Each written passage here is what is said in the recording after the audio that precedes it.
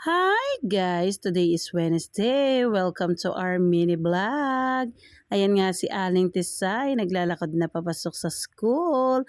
At syempre, iyahatid natin siya dahil marami siyang bit-biten.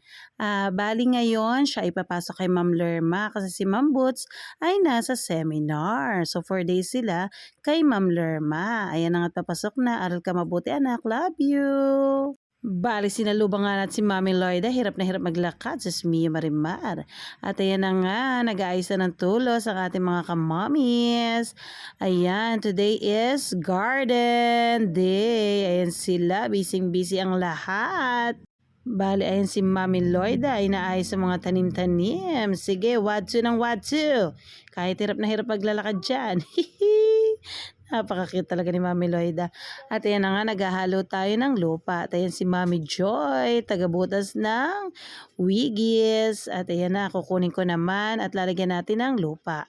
At ayan na nga, naghahalo tayo ng lupa at pataba tsaka ipa. Para lalagyan natin ulit yung mga sako. Ayan, nagbubuhat sila. So, bawal tayo magbuhat. Kaya yan, trowel lang ang gamit natin. At after nga niyan, tayo nagpakain ng kiddos. Ayan si Aling Tisay kasama si Lara. Papalitan natin ng damit si Lara. At ayan na nga, naglalakad na ang dalawang magandang makulit na bata. O, diba? Then, after that, pumunta kami kila Ate Lynn. Ay ng mga kiddos, busy-busy. Si Ate Monica at si Ate Donna, busy-busy sa hotdog. O, diba?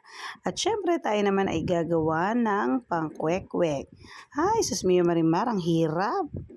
Hirap na may hawak ang kamay, natatapon.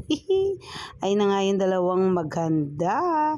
Si Doña Janice at si Doña Monica nagluluto na.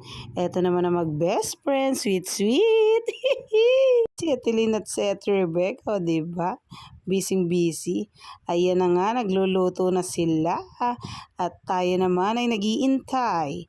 At syempre, yan ang mga kiddos. Nako, kay babait naman. Napakakita talaga nito si Dave. Ang suplada naman ni Angel Locsin.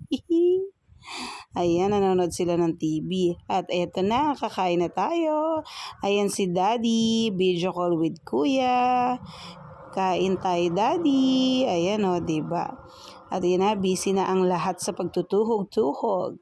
O, diba? Yan ang mga kiddos. Kain po tayo. Thank you, Lord, sa food. Enjoy na enjoy ang lahat. Salamat, mga kamamis. At syempre, ayan ang daddy ko. Chika bells muna tayo while eating. Ang gwapo-gwapo talaga ng asawa ko.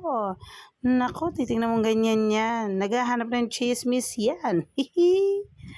O, diba? Isa-is po ng hair. Papasok na yan. Love you, Daddy. At syempre, balik tayo school ulit. Salamat po sa panonood. Ingat po kayo palagi. God bless you all. Follow for more. Bye-bye, guys.